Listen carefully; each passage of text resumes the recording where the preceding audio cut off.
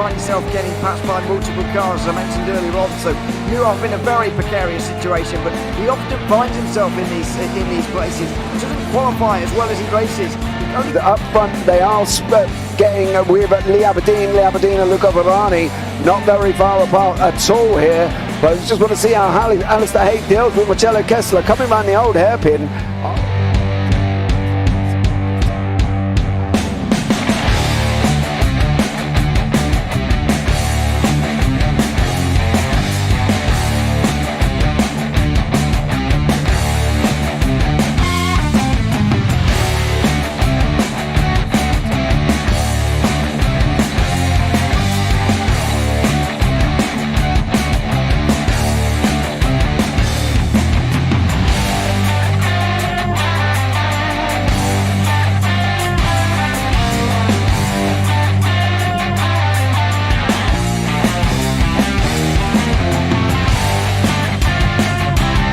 I would say it's not the best decision they've ever made, just not having done that under the safety car, really. Yeah, they're taking their pit stop strategies from Ferrari lately or something. What's going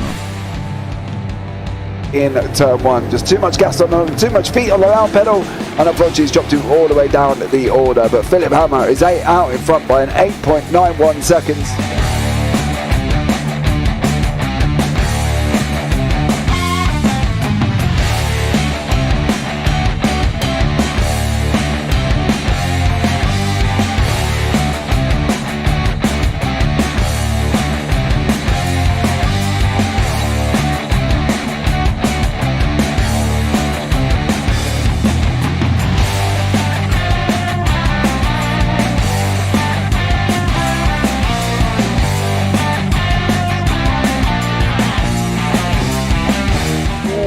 Dan Michael is a wall there, sir. And it definitely doesn't want to be hitting that earlier on as well.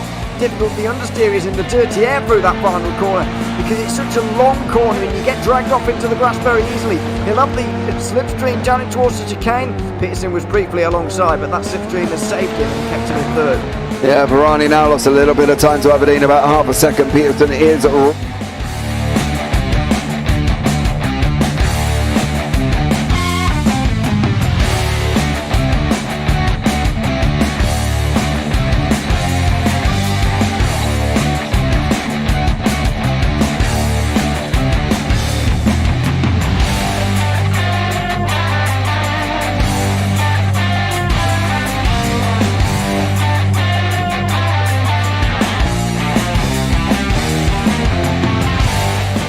Pike's pushed Morton forward up ahead.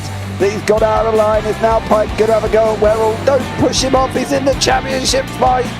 Jack Werrell chasing down Carl Jacklin. Further down, Rob Williams and Chris Barnes. Sensational run outside line now though for the heavy braking zone. Around the outside goes the Audi R8. Look how much Miller's come back into play. Exactly. Miller's still such up. He's not on second and change. All of a sudden Miller's back in play.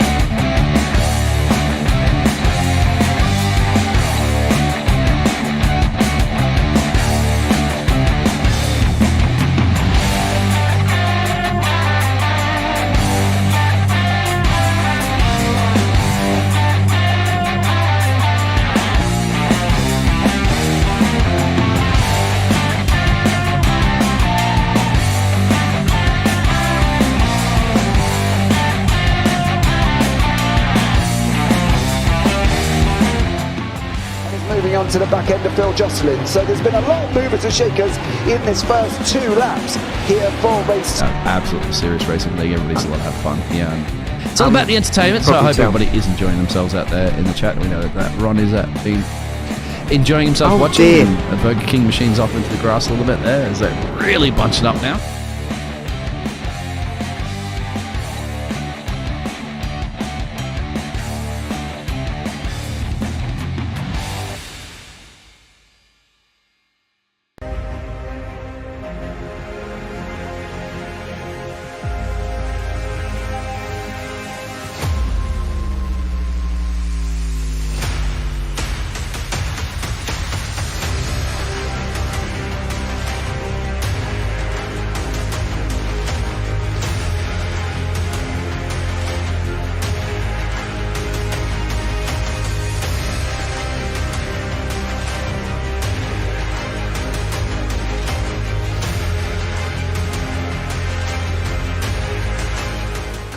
Does he have it? Medeiros is going to get it. Oh, they're going to toss it. They haven't got it. He's on the outside line though, going into the fastest corner on the circuit. Surely this can't work. Dominic Ligner has got a sensational run outside line now though for the heavy braking zone. Around the outside goes the Audi R8. Look how much Miller's come back into play. Exactly. Miller's still such up. He's not on second and change. All of a sudden, Miller's back in play. Can Barry do it? Big Barry's going to do it. Big Barry.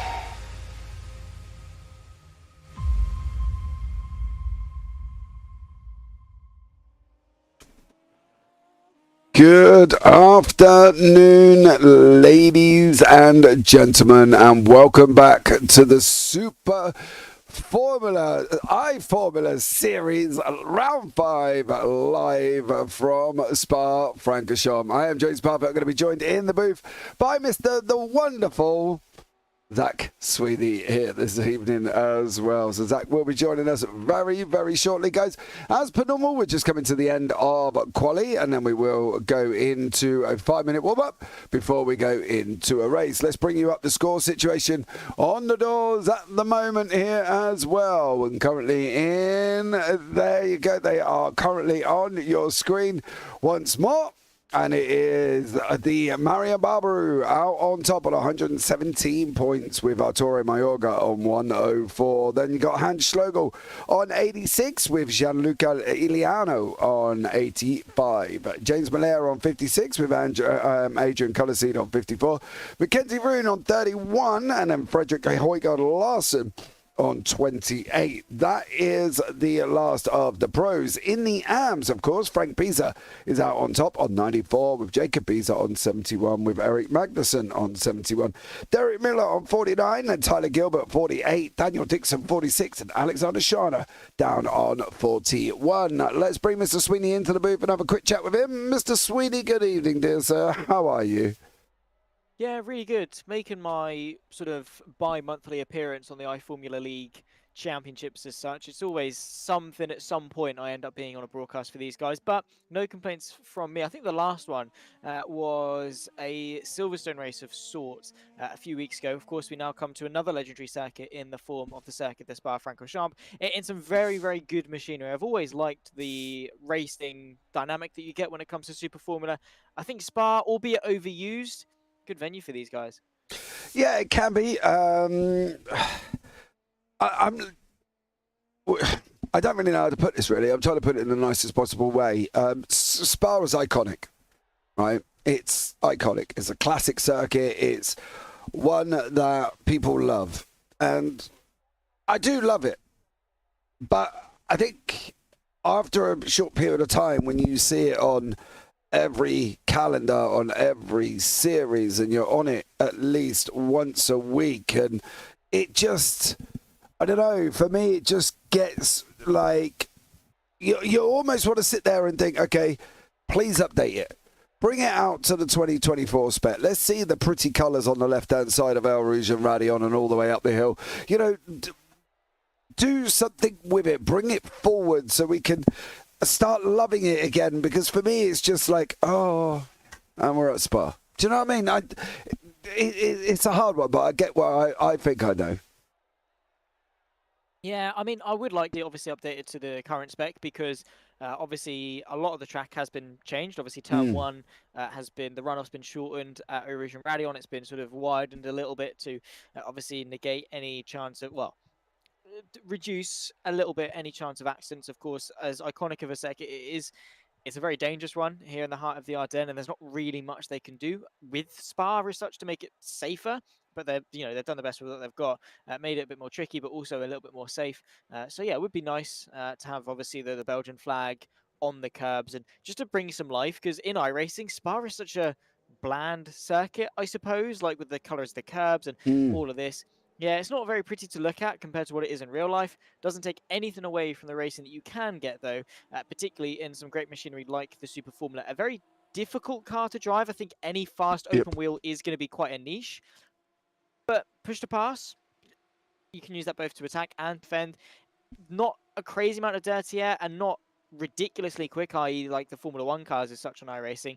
So it's a good balance, I think. Yeah, it should be a decent 29 laps of racing. Yeah, it's a step up, isn't it? we've got that open wheel kind of pathway on iRacing in general, right? If you really want to go open wheel, you'll be down in the V, then you go to the 1600, then you'll go to Formula 3, then you'll go to, well, the new Dallara's coming out, of course, I think it's the 234 coming out this season as well.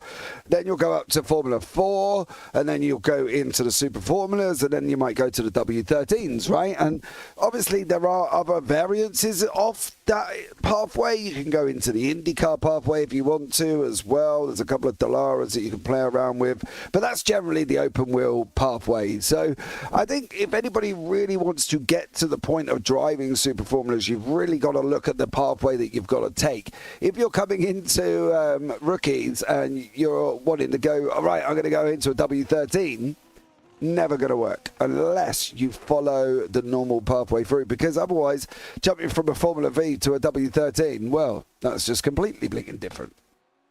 I'll be honest, the Formula V is a difficult car to drive in of itself. I'd say the Formula V is harder to drive than cars higher up on the ladder. I mean, the Formula 4, obviously on that step, a very comfortable car to get into and drive. Obviously the step up F3, Super Formula into obviously the F1 cars, but they're again their own sort of niche. People like to stop sort of halfway up the ladder as such, because that's where the better racing is. But I'd honestly say the starter car, the Formula V, a very difficult car to get into and feel at home with. Obviously, there's no rear wing, so there's a lot of grip taken away from the rear of the car. There's nothing pushing the back end down, and it's still got a decent bit of horsepower going to the back. Rear-wheel drive, of course, and it doesn't weigh a lot, so there is still a decent amount of power. It's under braking, really, the Formula V will get you, and I suppose that is a driving style you're going to have to get used to in sort of higher Formula cars, in the sense that the braking is going to be pivotal. Same too with all the inputs having to be so precisely smooth. That's the way you've got to drive the Formula V. So I suppose it is a good stepping stone up the ladder in iRacing, and sort of a natural progression. But yeah, obviously when you get up to a certain point, Super Formula, I'd say, is up there, sort of on par with like the F1 cars and the Indy cars. We are now allowed to say that again. With the F1 cars, what else were we going to call them? The cars the that US come. Open wheels. Oh, give over, you Charlie. Yeah, US Open wheels. they're just Indy cars. It's fine. Yeah. So the Indy cars, the F1 cars, Super Formula. I think they're all on the same level of the pyramid as such. Right. Yeah, I agree with you. However, I do like the Formula Fords. I drove one the other day. I had the best fun I had for ages. It was amazing. Right up my alley. So probably about as high as my skill level will go in the open wheelers there, Zach, I think.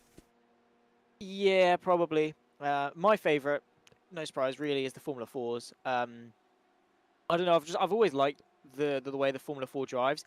It's fast, it's got power, it's punchy, but it's not trying to kill you through every corner, and it's not like you've got an overwhelming amount of downforce. Because my problem when I jumped into the W12... Yep. Hang on. Yeah, W12. Was that, oh, wow, I can take this corner basically flat out and I chuck it in, and there was just too much grip. So much so that when I see other people doing the corner, I'm like, well, I'm going in there flat out. How are they still going quicker than me? It's almost just overwhelmingly quick. I found the Formula 4 still punchy and still had all the ingredients of like a W12 or whatever, but it was still slow enough that you had to be quite methodical through each stage of the corner process, the going in, the middle, the coming out, and I've just always really liked it. So maybe I need to get myself into the Super Formula and give it a crack. Give it the Formula 4 to crap. You'll love that. I will do. A couple of weeks. Yeah, absolutely amazing as well. Details to be released further on, so keep an eye on this front as well. Right, 10 seconds away from the end of warm-up to go, as we're going to be going along this iconic circuit here once more. For me, during warm-up, I'm sat chilling. I don't really go out on track. I just sit and chill and have some fun. And drink me tea, make sure my blanket's over my knees because I'm old. Got to keep warm. Zach, got to keep warm. Yeah, exactly. I mean, they've just had 25 minutes of quali, an hour's practice, are you going to gain anything from 5 minutes in warm-up? And, well, let's hope they are warmed up because they've got 29 laps of racing ahead of them. Yeah, Mackenzie Roon will be on pole alongside Christian Glamseat there as well. Derek Miller and Marian Barbarero in 4th. Gianluca Iliano 5th. Hans Schlogel in 6th. Frederick Larson 7th. Jacob Beezer, in 8th. Adrian Calaseed in 9th. Alex Hinchcliffe in 10th. Then you got Frank Beezer in 11th. And Eric Magnussen in 12th. And then Arturo Mayorga rounds out the top 13 here once more, as these guys are going to go racing off. I'm sure it's going to be absolutely amazing. We're going to see wheel-to-wheel action, and who's going to come out on top? Well, time will tell as we wait for Adrian Colacy to get on to the grid, ready to go here, and then we're going to be coming up with the lights. So there they are on the screen. 1, 2, 3, 4, 5. And now we are up and running, and it is green, green, green for the opening lap here as they head down to La Source. Once more, Mackenzie Roon and Barbara, there's been a big old incident. Oh. Ow. Not an ideal start. Not going to lie. Any stretch of the imagination. Of course, it's a short run, only just over 100 metres or so, back 250, I think, from lights to turn 1 here at Spa, so very punchy. It's often that things go drastically wrong. You can see a really good start from 4th, then they go 3 wide into turn number 1. It's a pinch point, gets sandwiched at the apex, and then the guy on the outside is just a passenger. Nothing he could do there, and tumbles down to last. Yeah, absolutely. So Barbaru is coming back through, but it does look like Barbaru's got a bit of an issue while he's trying to stroll back through as well. We've got Miller into the pits, who was in that one once more. Not an ideal start for some of these guys. It's going to be tough racing from now on, but it is Mackenzie Roon and Gianluca Iliano fighting it out at the front as they're on their run first lap here, of course, battling it out once more. Zach, you know, it's going to be an interesting fight. Unfortunately, we've lost 3 people right at the beginning, which is going to really kind of jeopardize the cars and the positions of the racing, isn't it? Yeah, a little bit. It sort of just puts everything off sequence as such, but with Spa being so long and quite technical, not necessarily impossible for drivers to make up that time. Once again, of course, quite a long one as well, 29 laps. So again, pit stops may be something to think about when it comes to fuel and tyre wear and things. Of course, Spa is a long one, so it's using a lot of fuel and a lot of the tyres. 29 laps, I mean, that's over half a distance of a Formula 1 Grand Prix in Super Formulas. And that's a long time to be spent racing, but it is also a slightly longer pit lane. Oh, that's deep from Frederick Larson going into the bus stop chicane. Rejoins just in behind Gianluca Iliano with Mackenzie Roon leading the first lap. But all in all, it's a very strategic circuit, so I mean, suboptimal for those that are in the pit lane. Maybe not the end of the world, potentially, maybe, we'll see. Well, here's Jacob Beezer. What has he been up to with Alex Hinchcliffe? Yeah, oh, he's going to get that wrong. Hinchcliffe's got it wrong going around Lacombe, and then Beezer, unfortunately, nowhere to go apart from into the side. A very eventful start here. We've got 1, 2, 3, 4 people into the pits. We've lost Jacob Beezer already, unfortunately for him. So pretty much anybody that now finishes will score points.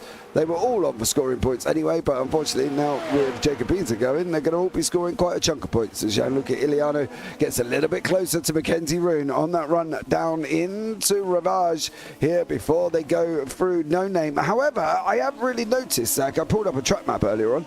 Apparently we're going into Brussels and Speaker's Corner now. The names have changed again. The funny thing with Spa is that every corner, bar a couple, have different names. I've always called Ravage Ravage. I've always called No Name No Name, but it's also got Speaker's Corner, the Jackie X Corner, and obviously No Name as well. Then you go into Pouon, or as some people very stupidly call it, the double gosh, which literally translates to the double left. Yep.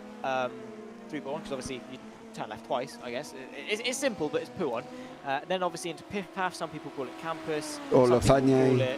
Yeah, La Fan. So many different names for it. Then into Stavelo, some people call it Stavelo 1, Stavelo 2, some people call it Paul Frere and Paul Frere, some people call it Paul Frere and Stavelo, Stavelo, Paul Frere.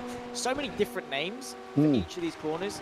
It's just go with what you like, unless they're ones that are different to mine, in which case you're wrong. Well, okay, so Yeah, I'm going into Curb Paul Ferrer, which is Campus and Stablo, and then I'm going on to Blanchimont, which is just the back straight, as well. Into the bus stop chicane, coming down into La Source. El Rouge Radio Camel, Lacombe, coming out of Marmady, through Ravage, No Name, Pouon, Fagnier, Curb Paul Ferrer. There you go, that's my track map, and it's been the same ever since I've started commentating on iRacing. Let us know, guys, at home what you call some of the corners at Spa, and I'm sure Zach will happily tell you that you're wrong there as well, but I'm sure at the same time he'll do it rather nicely. Once more, the cars have spread out here a little bit, and Christian Glamseter is down in 4th at the moment, with Højgaard Larsen trying to close him, and Christian Glamseter is down in 4th due to this slight little error here as well, as he's going through Curb Paul Ferrer now, goes out onto the curb, and then I'm expecting somewhere.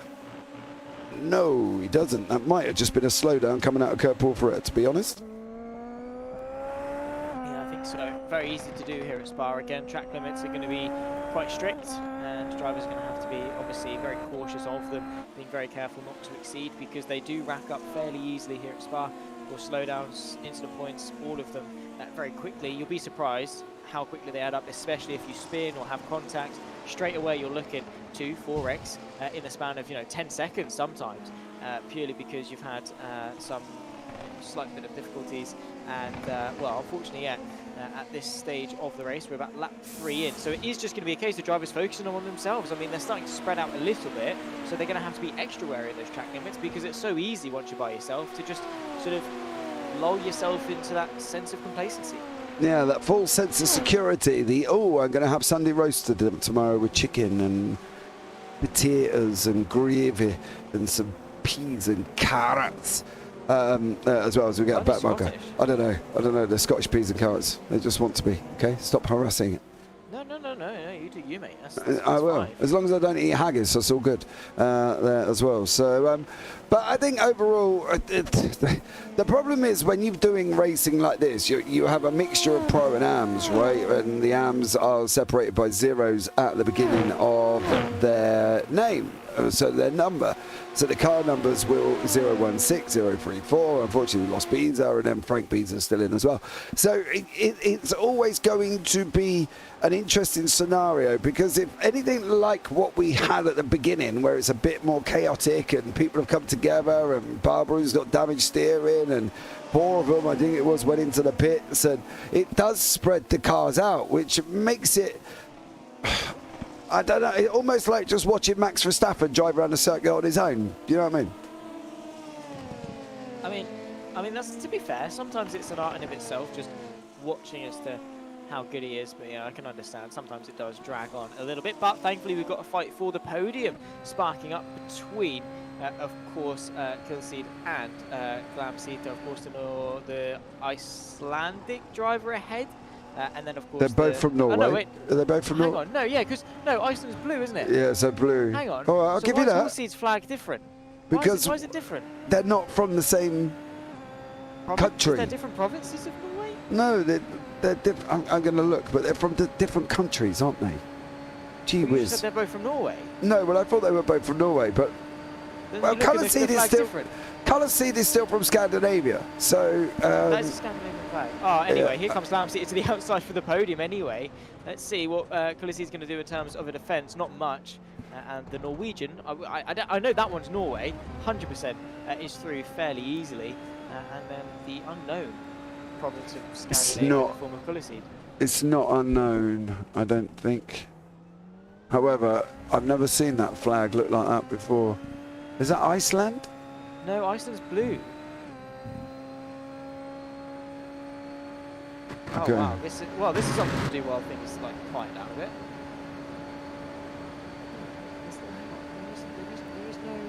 There is no flag that matches that. So there we go. But yeah, no, I can't see any Scandinavian flags that match that one at all, to be blatantly honest, as Colourseed is now chasing down after Glamseter. Glamseter there going through Marmady now on the run down into Ravage. It's going to be the right-hander, hard on the braking at the bottom. Now he's going to go round to the right in that Super Formula car. You can see the snap that he wanted to have there as well. Oh, and another one. Stop trying to apply the power too early. You're losing time here as well. Adrian Colourseed needs to settle a little bit here, Zach. Otherwise, he's just going to drop time and drop time and drop time. Yeah, it's very easy to overdrive high performance cars as such. You think, I've got all this power, I've got all this grip, I'm just going to chuck it into every corner and it's going to stick. Not really though. The best way to do it is to be quite clinical, and sometimes the laps that you don't really think about, the laps that you just chill out on, are the quickest ones, the ones where you are, you know, quite smooth and quite, you know, you're not really focusing on, you're not trying to drive the car quickly as such, you're not pushing it late into the brakes, you're not slamming the power on, you're not, you know, slamming the steering wheel into each corner. You're actually just being quite relaxed and laid back in your seat. Everything's nice and smooth, everything's nice and flowing with each other, and that's sometimes actually the quicker way to drive the car, as opposed to the one that looks quick at lap time. There's been loads of times on iRacing where I've gone like, yeah, I'm going to send it on this lap, I'm going to absolutely, you know, just commit, and it's been a decent lap, and then the next lap I've cooled down, I've relaxed, I've gone into turn one and I'm like 3/10 up, and I'm like, well, how's that happen? And it's purely because you actually just you relax everything, you're not as focused on going quickly, and so you're not overthinking it, you're not overdriving the car, and it's actually very easy to gain some time that way. So if you are falling victim of overdriving the car, in the front, causing them to heat up, which is then going to lead to more understeer means they're going to heat up more. It's just an endless cycle, a vicious cycle that's very difficult to get out of. It's just take a chill pill, relax and drive. Yeah, exactly. I agree. They've just got to sit back and chill out before anything else can happen. I cannot actually find that flag whatsoever. It's really driving me crazy. I've even looked on the world flags and then it's not there either. But yeah, let's give it a little bit of a refresh and see. And all it says in iRacing is just Scandinavia. So unless it that's not Iceland, is it?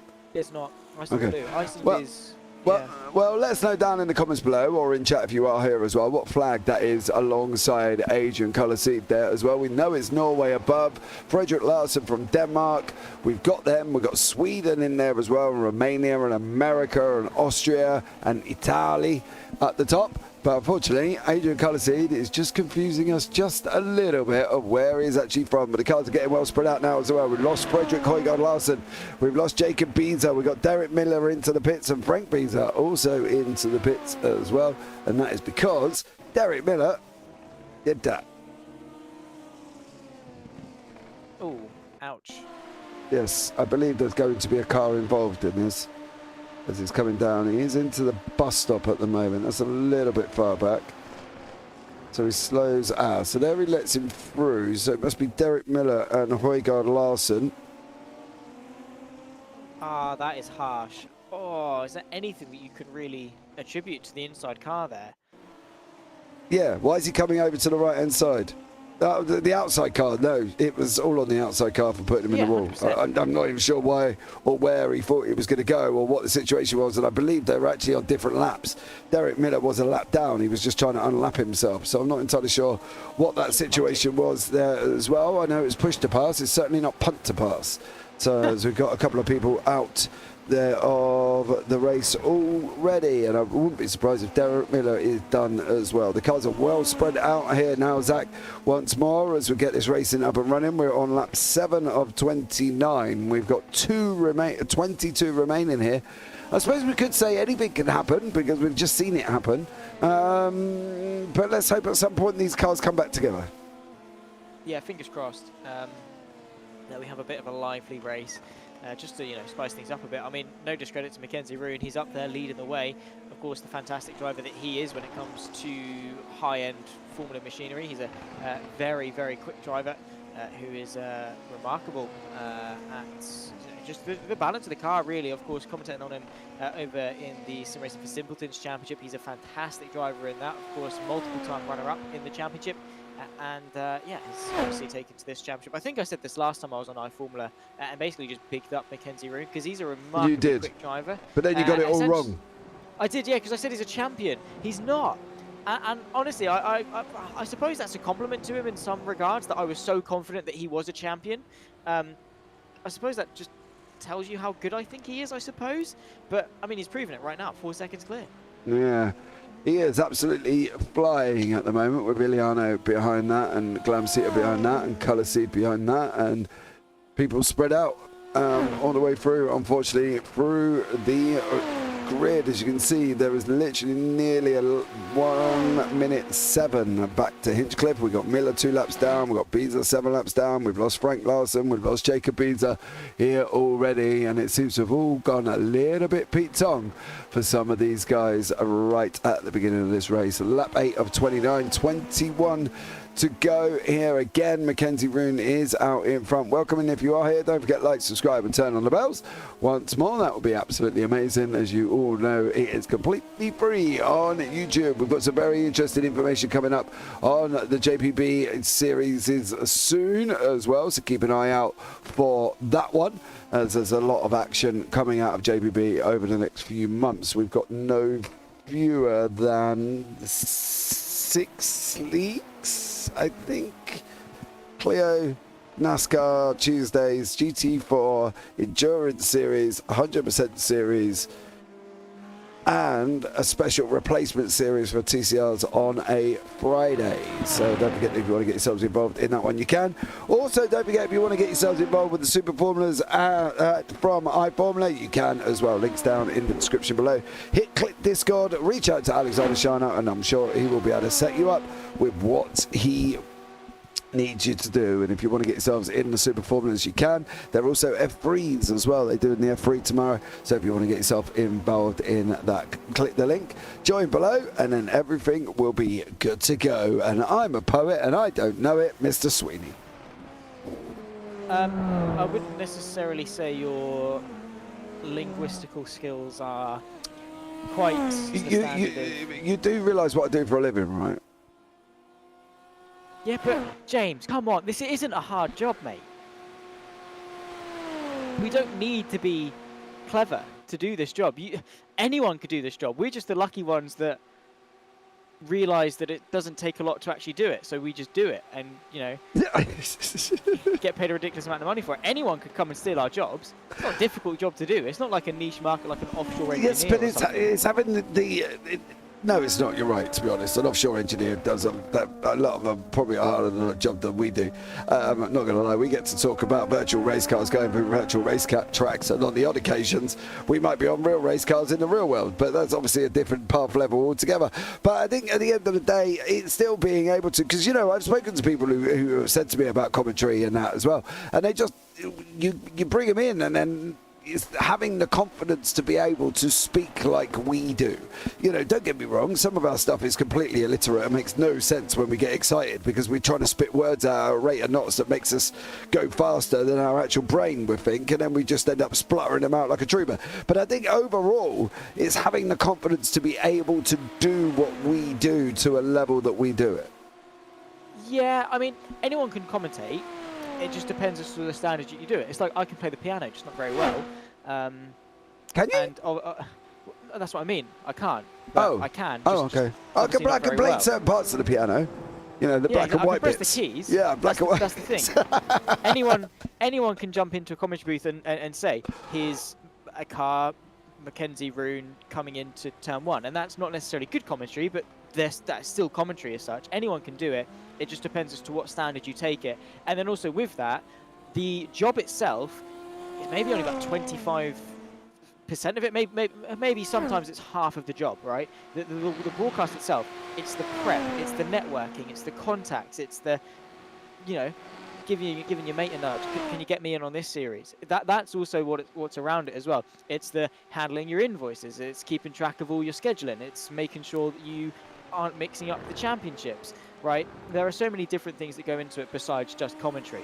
But at the end of the day, we can't really complain, because it's an easy job to do. Anyone can learn how to do it, but it is a very specific way of doing it well as such. There is a lot that goes into it in order to be the best. You look at the likes of Lewis McGlade, Alex Goldschmidt, that one guy, Leary, that the one guy who had a beard a couple of weeks ago and obviously now doesn't. I suppose you you don't ever want to just sit there and compliment you. Yes, you don't want to compliment me on what it is. You know what I mean? Forgetting what I've achieved within the company here as well, Mr. Sweeney. Considering we started with 2 leagues every 2 weeks, and now we're doing 14 plus broadcasts a week across every single sim Possible Wow Factor 2, ACC, iRacing, F123, AC we've done as well. I don't think there's many more left. There's no broadcasting tools for Le Mans. I've done Race Room as well, yeah. None for Le Mans Ultimate at the moment. There's no broadcasting tools, so that sucks. But, you know, at the end of the day, from where we are to where we are now, we must be doing something right as a broadcast company. But look what I just done. I just gave you the opportunity, the stepping stone, to talk about how good you are. So you're welcome. Thank you. It would have been nice if you'd have said it. Yeah, but I'm not the one. It's not my name on the wall as such.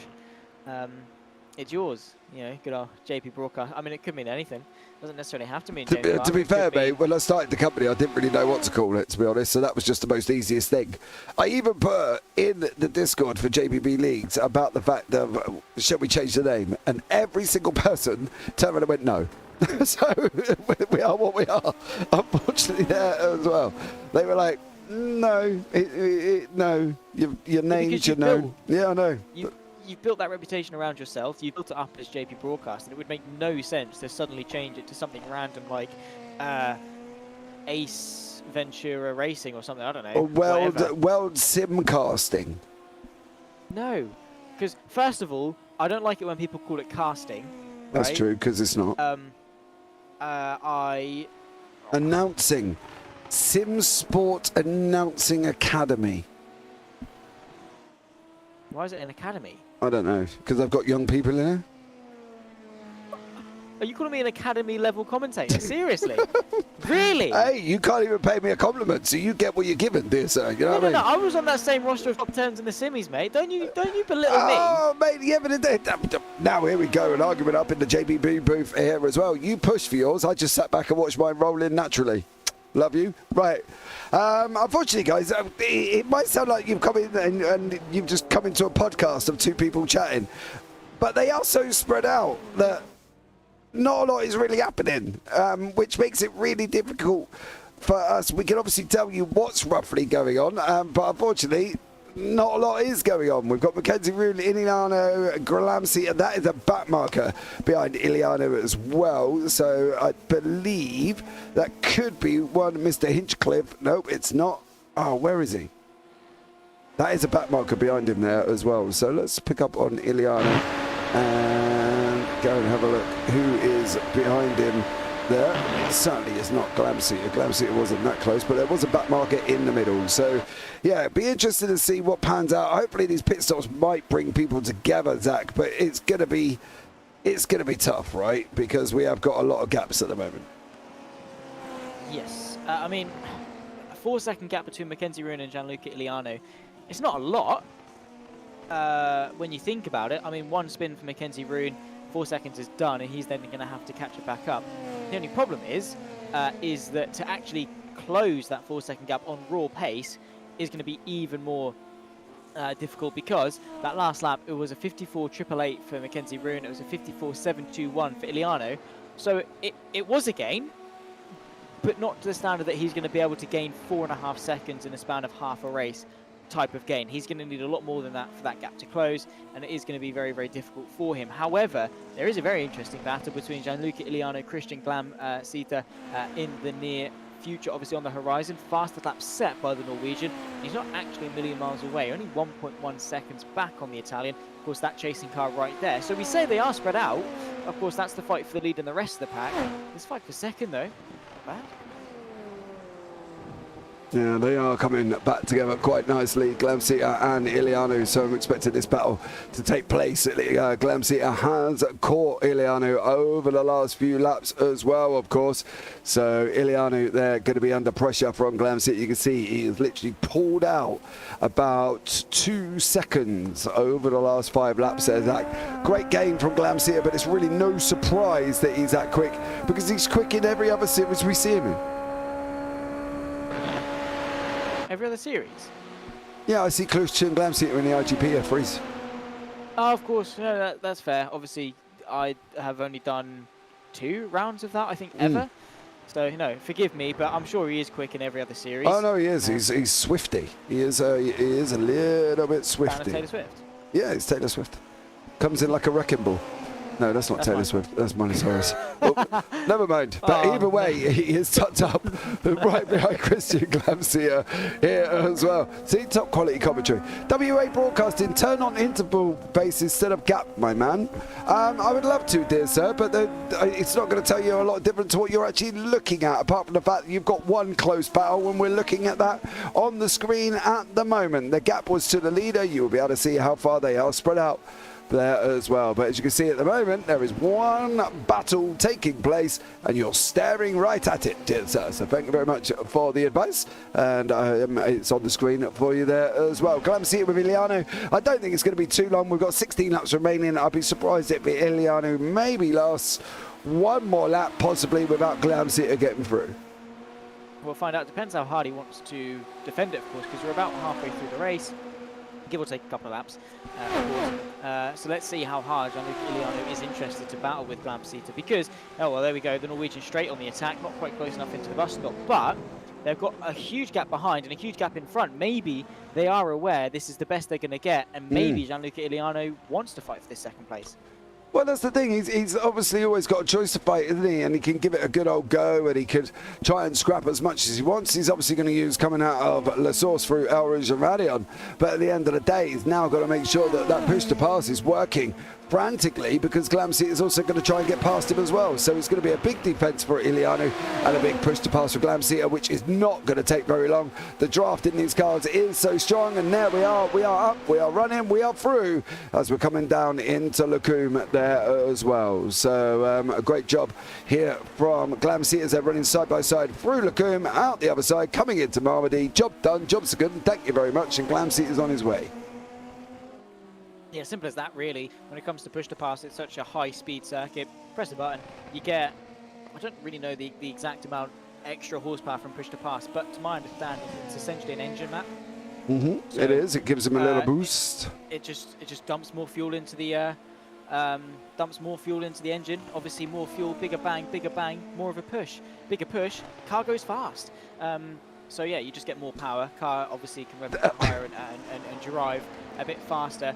Essentially how it is. Obviously a bit different to Formula 1's overtake button, because obviously that's electrical energy as opposed to a fuel map. But still, extra power at Spa, it's not going to go amiss. Yeah, I fully agree with you there as well. WA Broadcasting is Alex Shano, who owns the league here as well.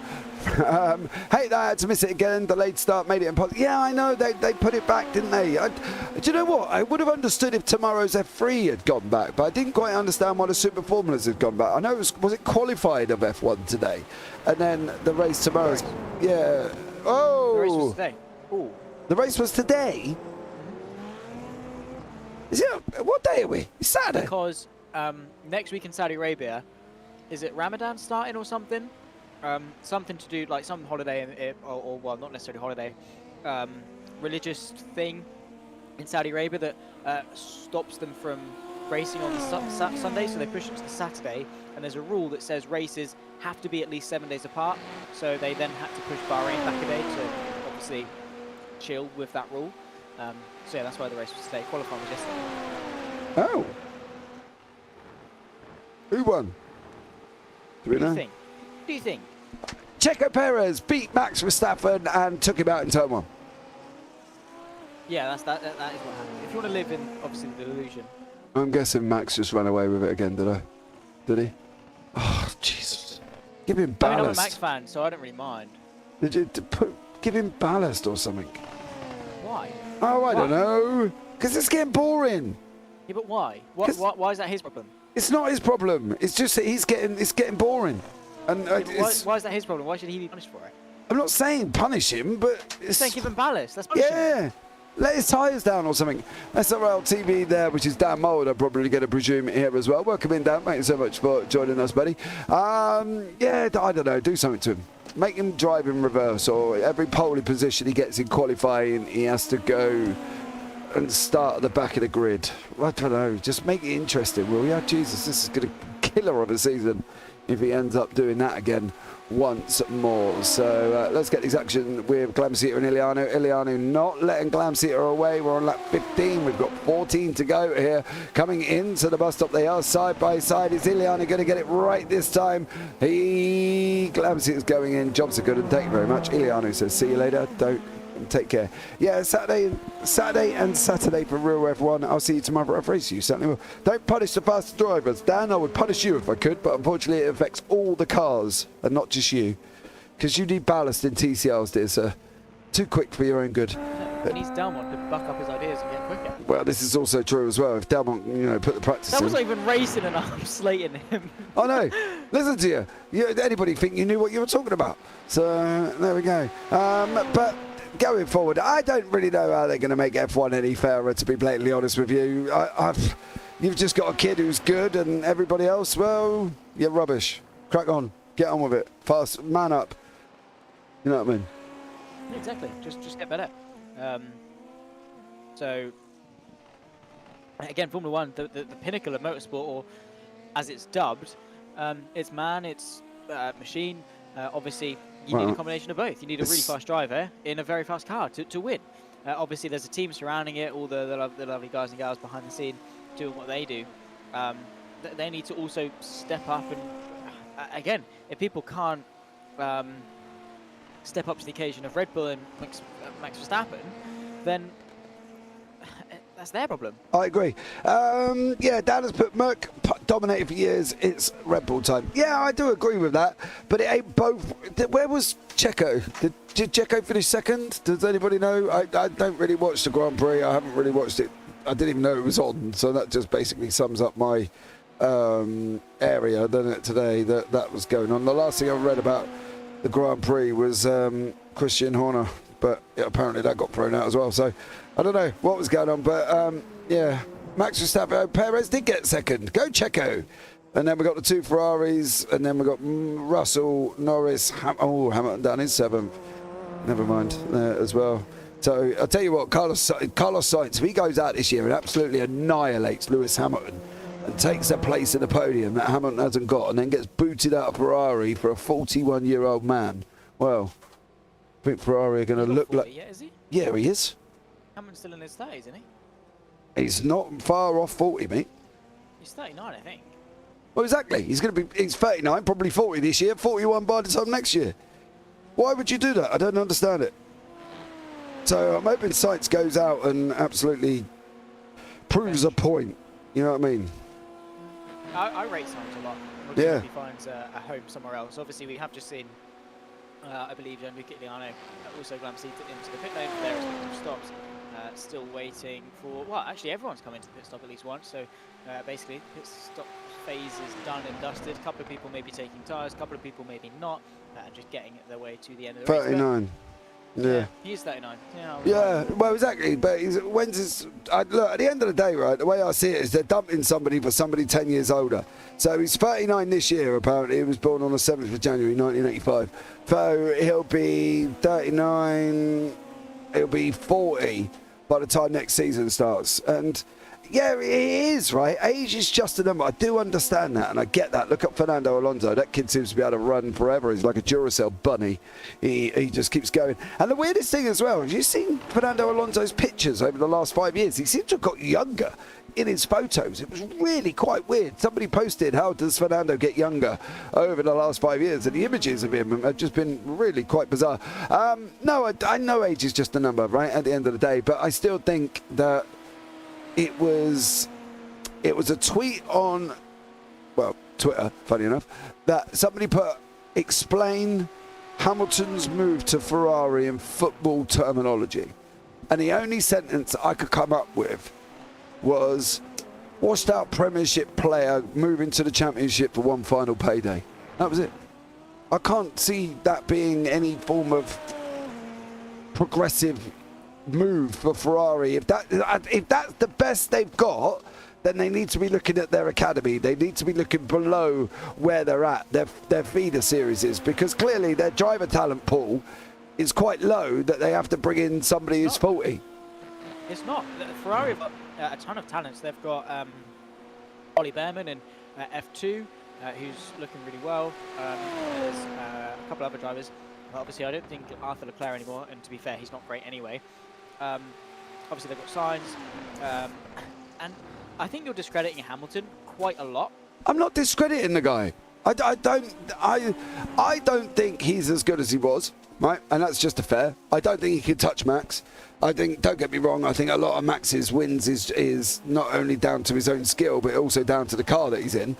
It's not about discrediting Hamilton, right? I think at the end of the day, when you get to a certain point, at a certain point in a high-end motorsport, and you're supposed to be a motorsport for the masses and the progression and the whole, bring in the whole, you know, different sorts of people. You know, there's a lot of good female racers out there. Give them a break. There's a lot of young British talent. There's a lot of young worldwide talent that could want to drive an F1 car, you know, and at the end of the day, you can't just sit back and go, oh, well, he's going to be 40. Let's have him. When you're going over the people that are working their heads off every single week to do what they're doing to the best level that they're doing, to hopefully move into F1 one day. Give the younger people a chance.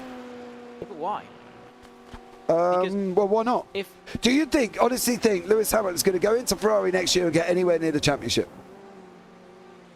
Who knows? No. I mean, Lewis Hamilton, I think, could. Ferrari, maybe not. But think of the markability, right? Lewis Hamilton, the statistically best driver of all time in Formula 1, going to statistically, again, the best team in Formula 1, the one that's been there since the start, the prancing horse, the red, a Ferrari. That is a huge marketing thing for them. So obviously, big money. Do you know he had that opportunity before he went to Mercedes? Of course he did. Yeah, and he turned it down. Yeah, because he went to Mercedes, which obviously... But he knows he's now coming to the end of his career. It's the final flurry, the final paycheck. Yeah, a bucket list. And a bucket. Every great driver has driven for Ferrari. Yeah, and it's a bucket list that you then overturning somebody younger who is working and wants to be in it just to give somebody a seat because it's on a bucket list. Nah, yeah, don't wash with me. If he's still got it, if he's still good, it's Lewis Hamilton at the end of the day. It's not like it's Nico Hülkenberg going in and he's right at the end of his career. And I mean, again, like as I say, like Nico Hülkenberg, he's like 30-something odd, K-Mag or whoever, who are towards the end of their career maybe in terms of age. It's not like they're going to Ferrari. It's Lewis Hamilton. He's proven himself. He's a 7-time world champion, 103 race wins, 100. What did you do? Just Google his stats. 104 poles. Well, no, it's just well known. That's just what he is. No, it ain't. And yeah, he's a quick guy. He's going in there. It's a huge win-win, obviously, for both of them potentially. What obviously Lewis can tick off the box of racing for Ferrari, maybe fighting for a championship, race wins, whatever. Ferrari can have Lewis and see how he can develop the car and obviously use his expertise to maybe push them in the right direction, nurture Charles Leclerc to an extent. Who knows? Because obviously, do you think Charles Leclerc is going to turn around and need nurturing for somebody he's probably going to beat week in, week out? I think so. I don't think so. I think you're up the washing up the wrong pathway there, dear sir, and even realistically speaking, a lot. I think he's a very good driver. But so it's almost like David Beckham coming out and going to play for Real Madrid at the age of 40, whatever he is now. Does that even make sense? You can't to a certain point. Yeah, but you can't but Mike Tyson is not back. We've not seen him fight back since he retired. He's still coaching. Coaching isn't in the prime seat. Coaching isn't sticking him out in the ring to go and have a go at blinking, I don't know, Fury or anyone else, is it? He's coaching, which might have been the better option, is to drop through the Mercedes ranks to coach in upcoming drivers.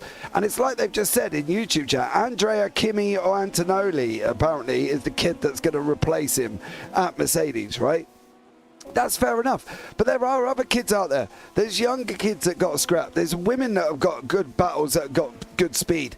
They've got all of this aspect. I don't physically understand sitting a 40-year-old in a car that's probably going to retire because he's got a bucket list that he's ticked off. I want to drive for the prancing horse. And then at the end of the day, he's just going to tick it off. And at the end, he's going to announce his retirement 3 months into next season when he does start for a Ferrari. I'm going to retire because he's probably nowhere near the front because the car or him does not have the pace like he used to have 7 years ago, 10 years ago, whatever, or whoever, whenever he won his last championship. It's a ridiculous move. They've overlooked so many other people that could have been taking a place of somebody, and to be honest, I think it's not a step forward for Ferrari at all. I think it's more of a, as you say, a bucket list and a tick-off. I think it's a sidestep for Ferrari. I don't necessarily think, compared to Sainz, Hamilton is going to deliver much more. No, he might won't be able to give that edge. I think Sainz is a remarkably quick driver. I think he's, you know, toe-to-toe at the very least with Leclerc. They obviously are very close together. Again, Leclerc very hyped, very well talked about, and I agree. But again, very rough around the edges, considering he's around about the same age as Verstappen. And look at how refined and well-rounded Verstappen is compared to Leclerc. It is a bit different, whereas Sainz, again, has that maturity. He's got the speed, he's got the consistency. Only driver other than Red Bull to win a race last season, by the way. I don't necessarily think he deserved to lose his Ferrari seat, but I can see why Ferrari wanted to get Hamilton because of the markability of the guy. Like, it is Lewis Hamilton. So? I don't understand it's that mentality of putting people on pedestals. You know, I was watching an interview today with somebody, and they basically turned around and said, "Is the person you're talking about God?" And he said, "Well, no." And he said, "So why are you making him sound like God? He isn't God. He's not a God." You know, Schumacher, Senna, they're all names that have come before him that have been bigger and better. Fangio has been another one. Prost has been another one. Even Jean Alesi did a great job. Nigel Mansell, Damon Hill. These are all people who've done better and have done more and have got more of a persona. For him, it isn't. I don't think that this move in general is, I don't know, driven. I don't think it's driven. I think it's just, you know, yay, I drove for Ferrari. Well done you. 3 months into next season. So I'll tell you what, when does the season start next season? They go through to November, so it'll probably start around the same time this year, March. July, he'll announce his retirement at the end of the year. And I'll bet you 100, I'll tell you what, I'll put 200 quid on it that he will. I'm alright, thanks. Well, you're not that confident then? No, because I'm up to seeing how it goes. I mean, I can't predict the future. I don't know what's going through his head. But I won't bet 200 quid of it. No, absolutely not. Put your money where your mouth is, that's what I say. No, because it's not that deep. Well, like, it's just, it's an observation. That's what I think could happen. I don't necessarily think it will happen. That's the best case scenario of what I'm sort of hoping is happening, is that Hamilton is going there to, you know, go for a last attempt, you know. does he really think a Ferrari in its current state that have been struggling? Now, we've seen this with McLaren, we've seen it with Williams, we've seen it with multiple other teams that are going through this lull, this makeshift rebuild, this everything that Ferrari are in at the moment. They've changed owners, they've changed like managers or whatever, and at the end of the day it takes 4 to 5 to 6 years for them to get out of it. Williams still ain't out of the slump that they're in. McLaren are only really coming out of where they've been this year. You know, they've had Alonso, that was a marquee signing. Alonso come out and said, you're giving me a bucket of bolts. What is this you're giving me to drive?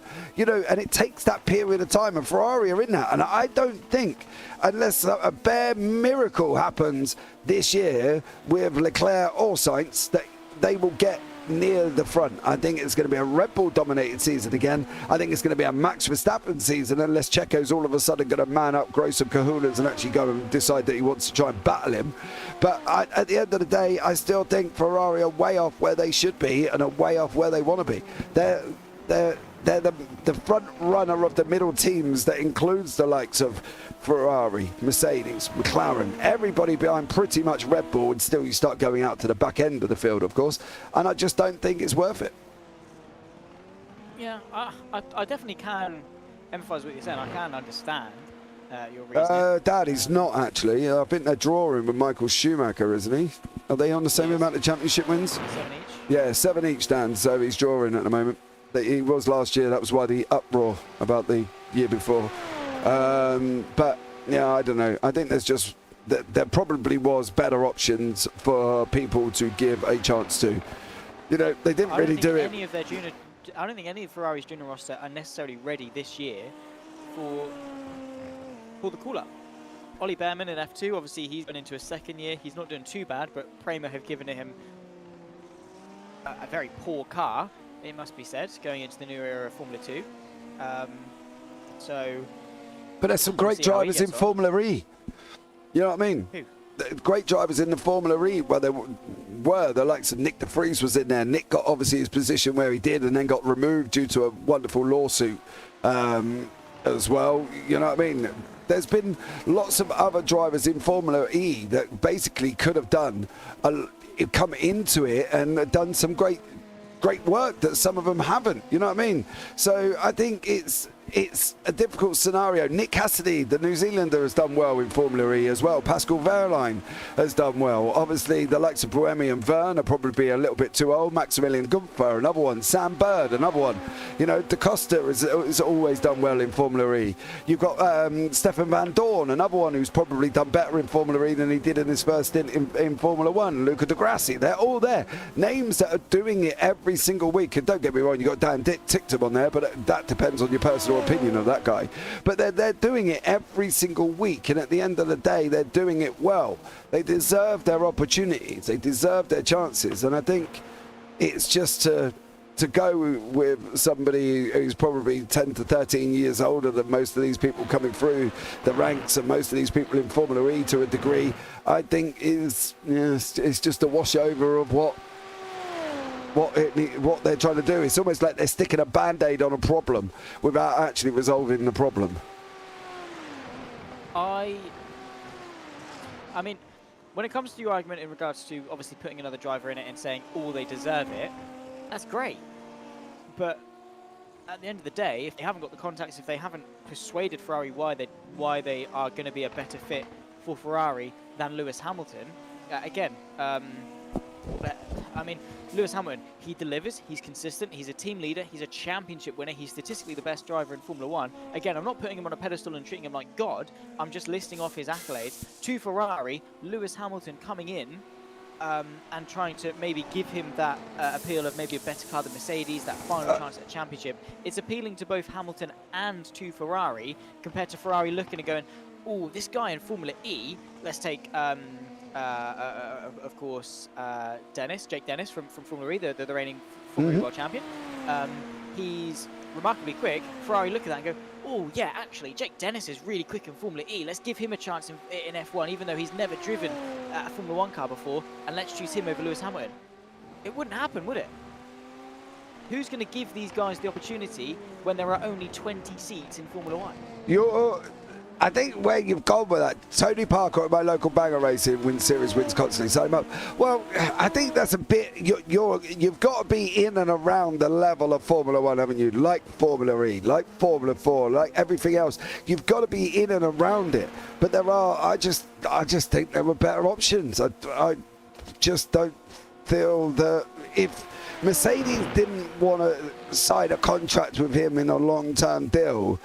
It tells you that they haven't even got faith in what he could actually deliver. You know what I I mean? Partnerships are built on... make the same mistakes. Mercedes they haven't got the... Mercedes don't want to make the same mistake of sticking with somebody who's past his peak, like they did do with Michael Schumacher before they bumped him off. And that's... Therefore, Ferrari's then saying, well, I'll take your rejects, even though you feel he ain't going to be good enough to do the job.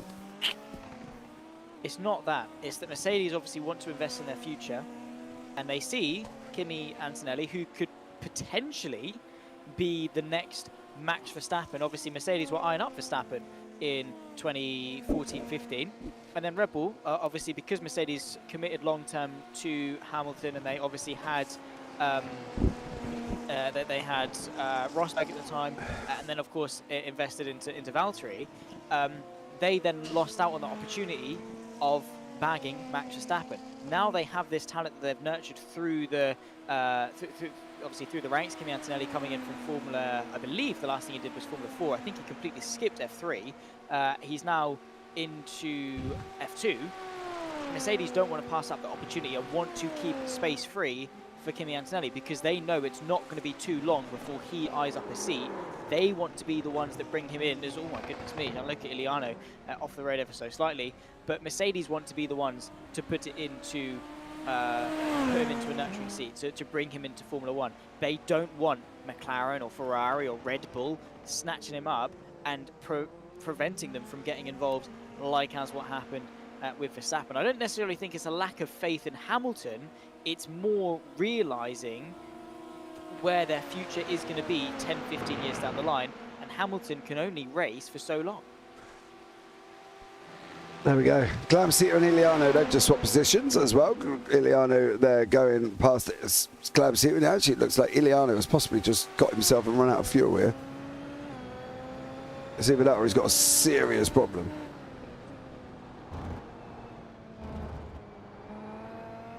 Oh no, he's back up and running, so I don't know what that was in aid of there as well. So, yes, I do agree the Lance Stroll situation is purely because Daddy runs a company on that one, because nobody has ever deemed him remotely. He's mid. Yeah, I would get a Stroll and sign sites, to be honest, because that would make more sense, give you a more chance of winning. But you are right, the whole world of motorsport is based off money, and that's why people come with paid to drive seats, which it never really was to a degree in the old days. I'm sure it was still around, and I'm sure it was still there, but it wasn't like Senna had to go and pay. You know, he worked his way up and didn't ever pay for a seat. You know, I think be careful what you're going to say here, Mr. Sweeney. You weren't even alive when some of these people were driving. Yeah, but Niki Lauda had to take out a bank loan to race in Formula 1. Ayrton Senna, I think, had to do the same thing. All these people, I mean, F1 literally but the budget started because some very rich men decided to spend their money and drive fast cars. It's always been that high, sort of the upper class money sport as such, and yeah, to a degree a lot of it is skill, absolutely, but you'd be lying if you'd say there is still not a huge degree of money in it. Again, buy-ins to teams, and again, people taking up bank loans to race, people searching for sponsorships. Don't get me wrong, again, Senna, Lauda, Prost, all fantastic drivers, but they still needed money to get into the sport. It is a very, very rare instance where you will get a fully funded drive all the way up to Formula 1. Senna actually come, I don't know if you've seen the Senna film, and if you haven't, I suggest you probably go and watch it, to be honest. It's a classic there as well. But you've got to look at the fact that he come over, he left his family to come karting in the UK, okay, and then he moved up to open wheelers in 81 and won the 83 British Formula 3 Championship there as well. His payment wasn't wages as such, it was more digs and food, because that's what he needed: digs, food and a seat. That were the three things he needed to really carry on driving and doing what he did. It was only obviously once he got into F1 that the money didn't really become a problem again. I'm sure when he joined Tolman in 84, that I'm sure it was still the fact that there was digs and money involved in digs and car and in that, and involved in the deal to get him into a seat. But at the end of the day, from now, where you've got the likes of Mazepin, who just comes and throws billions, and next thing you know, Daddy gets him a seat in F1, when the guy spun more times than a ballerina in Swan Lake every single race. It was just ridiculous. You know, he had his own spin-off, didn't he? He was literally going around that many times. And the same with Lance Stroll. Daddy's money's put him there. He isn't there through the fact that he's earned it. Yes, parents have funded it, and it's always been the same. And you always hear from drivers how parents have had to go and remortgage their house, like Lewis Hamilton and Anthony Hamilton did the same thing, and to pay for their car. Cars aren't cheap. Like, literally, I spoke to a guy yesterday because my son wants to get into karting, and basically he said, I wouldn't get into karting with my boy for less than 15 grand. Does that mean that I've technically taken out a loan for 15 grand to get my son into Formula 1, because I wouldn't get anywhere near it? But you've got to think of the perspectives of what they've gone on to earn from whatever money they've gone and got from sponsors or whatever else. You know, Senna gave away $400 million after his death. $400 million after his death. You know, and you can't earn that money by doing a 9 to 5 as such, unless you're doing something dodgy, should we say, but you've got to think of the situation of, yes, there are still some paid seats, and we know that, and it's fairly obvious on the F1 grid where they're coming through. The likes of Haas probably haven't got any paid seats at the moment, with K-Mag in there as well. I think they're paid drivers as well. Certain Williams seats probably, but at the end of the day, there was still better options than what is being taken place by some of these teams. And Mercedes had Mick Schumacher signed as well to their program. That would have been a better option for them, because Ferrari let him go. You know, does Antonelli, is he going to come in with so much pressure on his back that he's going to flake like anybody's business? It's all chances, and then you've committed to long term to somebody that's never going to be what they did. And it was Checo's situation. Checo did amazing at Force India, which then went on to Racing Point, and he did an absolutely stellar job. Red Bull took a chance at him, put him into a seat, put him in a contract, and he's nowhere near what he was. So I think anyone that goes into the Red Bull seat against Max Verstappen is going to struggle. I don't think Checo's done a bad job. Sure, it's not been perfect. Sure, it's been inconsistent, and maybe not quite to the same standard of his Force India Racing Point times, but he's still got race wins and podiums and consistent top fives. Maybe not to the standard that he potentially should be, but look who he's up against. Look who is obviously developing the car throughout the season. Alex Albon said it best. Obviously, at the start of the season, when it's a fresh car, you'll be fairly close to Max Verstappen because it's still raw. But then he likes his driving style very pointy, very much to the front end. As the season goes on, he wants more of the car on the front end, which then makes him go faster. But then you're struggling even more. The analogy that Albon gave was that if you're playing like Call of Duty or any shooter game really, and you go into your settings and you bump up the sensitivity to 10, that's what it feels like to drive the Red Bull. You're not driving. This is the thing. You're not driving a car. There's nothing Checo could do generally with that car that isn't Max Verstappen based. It's, you know, I'm pretty sure there's probably a clause in his contract. I wouldn't be surprised if the renewal that you looked in Checo's contract, as we're on the final lap here as well, by the way, with Mackenzie Roon going down through Blanchimont coming into the bus stop. I wouldn't be surprised if there's a clause in Checo's contract that he's not allowed to overtake Max, or Max is not allowed to swap positions or anything along them lines after the "don't you ever ask me to do that again, you spoilt little brat," and that's how it is. Mackenzie Roon comes over the line here. He takes the win at Spa, as me and Mr. Sweeney have had a good old chinwag for the last 25 minutes here as well. Christian Glamsita also coming over in second place, with Gianluca Iliano in third there as well. Great job from all of these guys at what must have been a very difficult evening of racing, considering they were all fairly spread out here as well, Zach. So there we go. Yeah, it was a good little podcast, I suppose. Yeah, because unfortunately the racing wasn't there to be seen, but fantastic race nonetheless from Mackenzie Roon, of course, Glamsita and Iliano battling away. And those that made it to the end, fair play to you. Tricky day today, absolutely. Of course, strategy, attrition, consistency, 29 laps of Spa in Super Formula machines. Very, very difficult. And, well, Mackenzie Roon taking a very well-deserved victory. Yeah, he did. They were just waiting for Alex Hinchcliffe and Arturo Mayorga to come over the line as well. So let's see these guys as they finish off there, as Mayorga does come home in 7th place across the line. And then we're going to wait for Hinchcliffe, who's just coming on to the back straight at Blanchimont at the moment as well, before he comes into that bus stop and finishes off the evening as well. Nice shot of the nose there. I like that camera. Here, showing off the front end of that Super Formula machine once more, as we're coming into the bus stop to round off the race. So there we go. Stellar job from all of these guys. I think it was just basically a battle of who was going to get to the end after the collision that we had earlier on. Of course, kind of ended the fight as such, didn't it, with the racing? But let's bring you up the results once more here anyway. And it is Mackenzie Roon out in front, Christian Glamsita in second, Gianluca Iliano in third, Marian Barbaru in fourth, Adrian Colaseed in fifth, with Hans Schlogel in sixth, Arturo Mayorga in seventh, and Alex Hinchcliffe, the last of the finishers, in eighth. Magnussen, Larson, Miller, Beezer and Beezer are your back end here as well. So we're going to find out now. Let's see if we can have a chat with some of the drivers. We normally get a couple in that will want a bit of a chinwag, but we'll keep an eye on that one for a few minutes as these guys are recovering there. Zach, not a classic, by any forms of the imagination, but still a good job from those that have finished.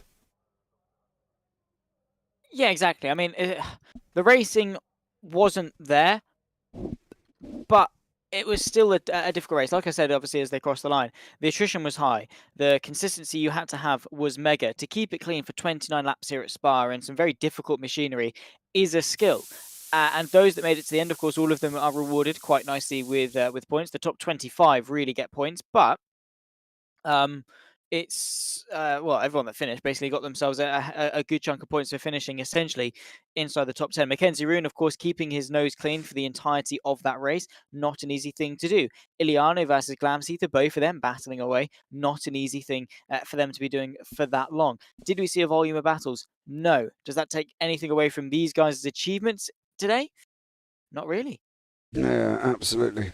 I agree with you there as well. We've got Mackenzie Roon in the interview room. We can have a quick chat with Mackenzie. He took the lead at the start, went on a Sunday drive on a Saturday, did Mackenzie Roon here, and took the win overall. Mackenzie, welcome in there, sir. How are you? Hey guys, doing good. How are you guys? I'm all right, mate. Not bad at all. It's been a tough one today for us up here in the booth, buddy, because obviously the cars got quite spread out after the incident on lap 1 and coming into La Source, and then it didn't really bring you all back together on the pit stops either. So it was a tough one to get going for us. But what about, how was it down there on the track for you? Yeah, I mean, it was a lot of fun. I think it was Iliano that I was battling with there for first couple laps. Had to really use the boost there to try and stay ahead, and then of course keeping an eye on Christian on the relative.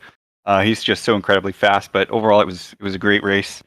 Yeah, a little sparse up there at the front. That's unfortunate. I really hope my entry into T1 had nothing to do with that. I haven't had a chance to look yet, but yeah, great race overall.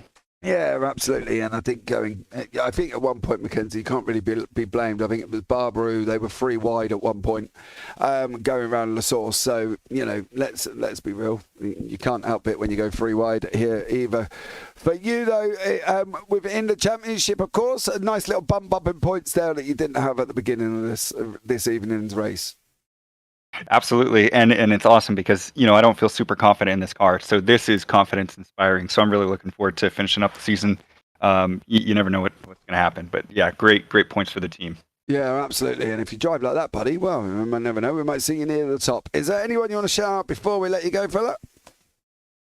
Just in 10, get good for all the setups and the practice sessions and the advice on fuel and whatnot, and then of course JP Broadcasting. You guys do awesome.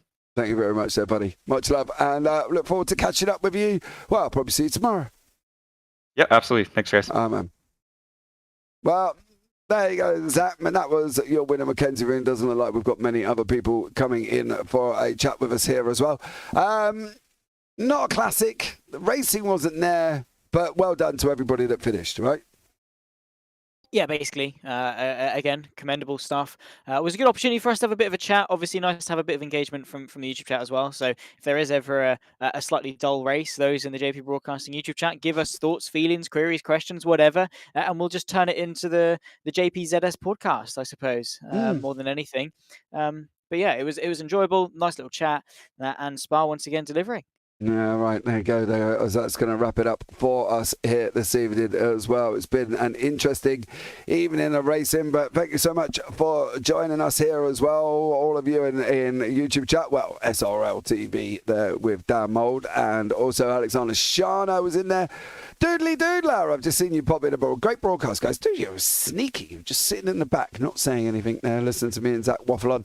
But that's it, guys. That's going to bring it to the end. I've been James Parfitt. I've been alongside Zach Sweeney up here in the JPB booth. And as always, guys, take care. Have a great week. And you never know, we might see you on the track sometime. Good night.